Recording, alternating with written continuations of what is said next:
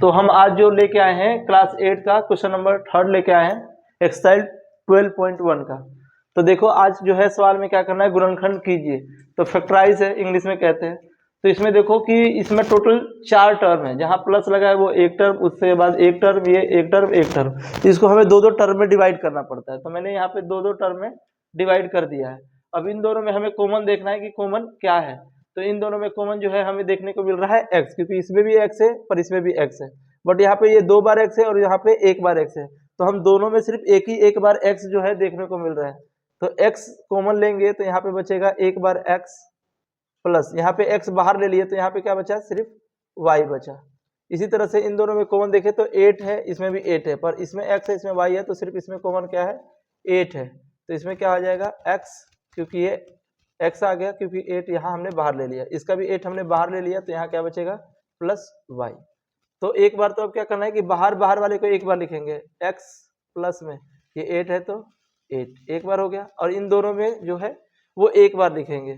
But बच्चों एक बार जो है याद करने वाली चीज है, अगर कॉमन तुम्हारा सेम नहीं है, सवाल में हम अगर जो कॉमन ले रहे हैं दोनों ब्रैकेट में अगर सेम नहीं है तो वो सवाल गलत हो जाएगा ऑटोमेटिक। तो अब ये जो है हमारा आंसर सही है, क्योंकि दोनों हमारा क्या आया है, सेम आया है। ठीक है, इसी तरह से दूसरा सवाल देखते हैं। दूसरे सवाल में इन दोनों में कॉमन देखेंगे और इन दोनों में कॉमन देखेंगे। अब इन दोनों में कॉमन देखो तो ये भी 3 के टेबल में आता है और ये भी 3 के टेबल में आता है, पहला डिसीजन तो ये। दूसरा ये कि ये इसमें x कॉमन है, इसमें भी x कॉमन है, तो हम ले लेते हैं क्या 3x, क्योंकि ये हमारे पास कॉमन था। ठीक है, और दूसरा स्टेप कि अगर हमने 3 बाहर ले लिया तो यहाँ पे क्या बचा, 5 बचा। क्यों 5 बचा ये समझो पहले, क्योंकि अगर हम इसको इससे मल्टीप्लाई करेंगे 3 5 जा 15, तो वापिस से क्या आ जाएगा 15 आ जाएगा। तो यहाँ पे क्या आ गया 5 आ गया। अब यहाँ पे x हमने बाहर ले लिया तो यहाँ पे क्या बच गया, y बच गया। फिर माइनस है तो माइनस। अब ये देखो 6 है, यहाँ पे 6 में से हमने यहाँ पे 3 ले लिया। अब यहाँ पे हम अगर 2 लिखें और 3 2 जा 6 हो जाएगा, मतलब इसका जो अगर 6 का एलसीएम लेंगे यहाँ पे तो हमारा क्या आएगा 3, ये आएगा दोनों। अब इन दोनों में से हमने बाहर क्या ले लिया है, 3 तो बाहर ले लिया, तो बचा क्या 2, तो वो हम 2 यहाँ डाल रहे हैं।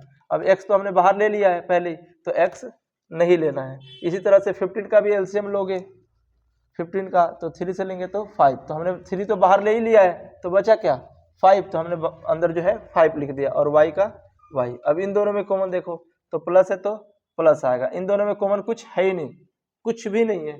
देखो ना 5 टेबल में ये 2 आता है, ना y है, ना कुछ है। कुछ जहाँ पे कॉमन कुछ भी नहीं होता वहां पे हम लेते हैं 1, जहाँ कुछ भी कॉमन नहीं होता वहां पे लेंगे 1, और ये सेम लिख देंगे 5y माइनस में 2। याद रखना जहाँ पे कुछ कॉमन नहीं होगा वो सेम रह जाएगा, बस बाहर क्या आ जाएगा 1। अब एक बार बाहर वाला, बाहर ये है और ये है, तो 3x प्लस 1, और देखो दोनों ब्रैकेट में सेम आ गया, तो ये हो जाएगा 5y माइनस 2।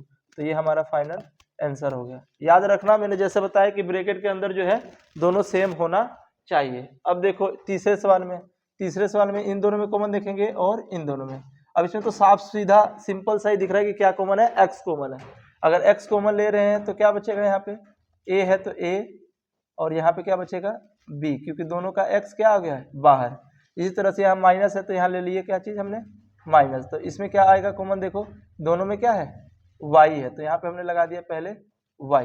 तो अब ये हो गया हमारा a। अब ये याद रखो कि यहाँ पे ये सिंबल चेंज कैसे होगा, यहाँ भी माइनस है और यहाँ भी माइनस है, तो माइनस माइनस यहाँ प्लस हो जाता है b, ये हो गया। अब एक बार बाहर एक बार अंदर, x माइनस वाई, ये बाहर वाला, और एक बार अंदर वाला a प्लस डी। फिर से देखो समझो ये माइनस वाला लफड़ा समझो कि जो इन दोनों में कॉमन था वो y था, y ले लिए, माइनस था तो माइनस ले लिए। अगर y को a से मल्टीप्लाई करेंगे तो माइनस का a y आ जाएगा।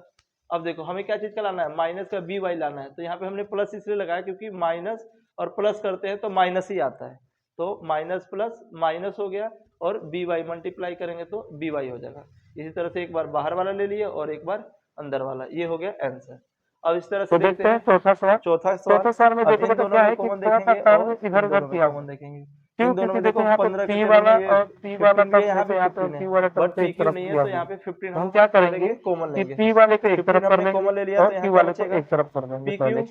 पहले डिजिट वाइज सीरीज वाइज लिखते हैं, पहले ये है डिजिट तो पहले ये लिखते हैं 15 1, बट सवाल हमने गलत तो नहीं लिखा है 15 p q नहीं। अब उसके बाद ये लिखते हैं जो है कॉमन हम ये टर्म चेंज करना पड़ेगा प्लस में हम लिख देते हैं कि 25 क्यू वाले को एक तरफ P करेंगे, एक और साथ ये मैच प्लस कर रहा है में और ये वाले 50। नंबर को हमने एक तरफ सीरीज मैच में करेंगे यूज किया पहले। क्योंकि ये जो समझो, है ज्यादा इसमें वैल्यू थी 30 में, तो 30 वीडियो रोक फिर देना। क्यू वाला ले लिए, फिर ये वाला लिए, और जिसमें कोई भी चीज नहीं होता उसको हमें लास्ट में फेंक दिए।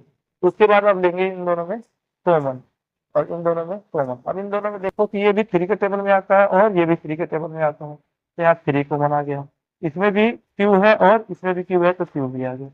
तो बचा क्या है यहाँ पे, क्यू तो हमने बाहर ले लिया यहाँ का, तो बचा है पी, पहले पी ले लिया। अब 15 बचा, तो 3 के टेबल में 15 कितने बार में, 5 बार में, जो जितने बार में टेबल आता है वो लिख देंगे। या 15 का एलसीएम लेंगे, तो दोनों में से देखो आया ये। अब इन दोनों में से हमने क्या ले लिया, बाहर तो हमने ले लिया 3, तो अंदर क्या बच जाएगा 5, वही ले लिया हमने 5, प्लस सकता है, प्लस लिए। ठीक है, अब यहाँ पे आ जाएगा 3। ठीक है, क्यों आया 3, क्योंकि 9 को अगर एलसीएम लोगे तो 3 और 3 आ जाता है, तो एक 3 तो हमने बाहर ले लिया, तो एक हो गया अंदर 3। ठीक है, प्लस है तो प्लस। अब 25 में कॉमन क्या है और 15 में, तो ये 5 के टेबल में दोनों आता है, तो 5 के टेबल में ये ले लिए, तो 5 बाहर आ गया। अब ये कितनी बार बचा, 5 बार में अगर मल्टीप्लाई करेंगे तो 25 आता है, तो 5 और इसमें पी भी लग जाएगा। फिर प्लस है तो प्लस। अब 5 के टेबल में 15 कितने बार में, 3 बार में, ये होगा। अब एक बार बाहर वाला, एक बार अंदर वाला, 3 क्यू प्लस में 5, एक बार कितने और एक बार एक बार लिख देते हैं 5 प्लस में 3, यही हो गया हमारा 5। अब देखते हैं लास्ट सवाल, 5th नंबर सवाल में देखो, एक टर्म, 2 टर्म, 3 टर्म और 4 टर्म।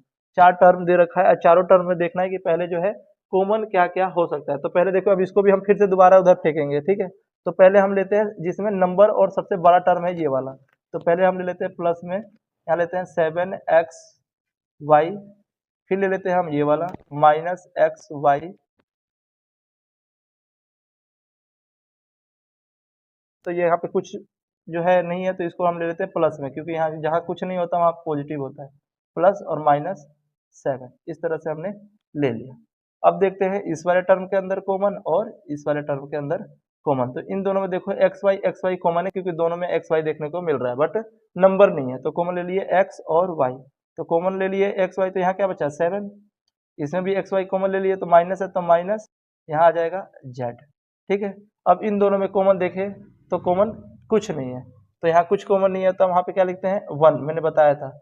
अब इसमें टर्म जो है इधर उधर हो गया है, तो क्या करेंगे, यहाँ पे ये पॉजिटिव है, यहाँ पे ये नेगेटिव है। ठीक है, तो हमें देखो यहाँ पे जो है क्या करेंगे कि टर्म को बदल लेते हैं। क्या कर देते हैं, इस टर्म को उस साइड कर देते हैं, इस टर्म को इस साइड, तो यहाँ पे -7 हो जाएगा और +7 हो जाएगा। ये टर्म हमने क्या कर दिया, बदल दिया। और यहाँ पे पॉजिटिव और नेगेटिव है, तो प्लस माइनस माइनस ही होगा, तो माइनस का ले लिए।